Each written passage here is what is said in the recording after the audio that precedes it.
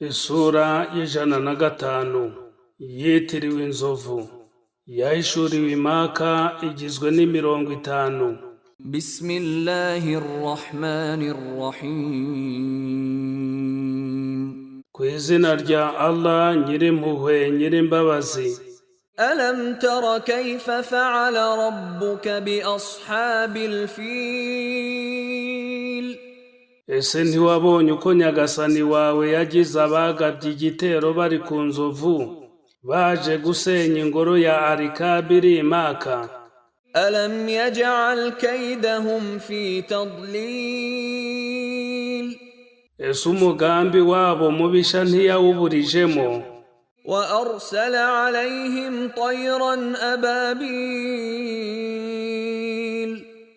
Nuko akaboherereza uruhuri rw'inyoni tarmihim bihijaratin min sijil,